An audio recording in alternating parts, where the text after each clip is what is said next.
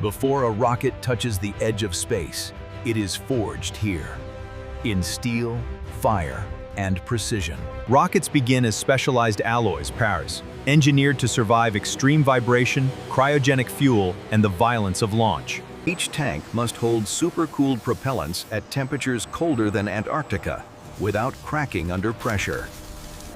The engine is the heart of the rocket, Gauviab, burning fuel at thousands of degrees, generating millions of newtons of thrust. Inside the rocket's brain, computers calculate trajectory, speed, and stability, correcting course hundreds of times per second. Piece by piece, stage by stage, the machine takes form.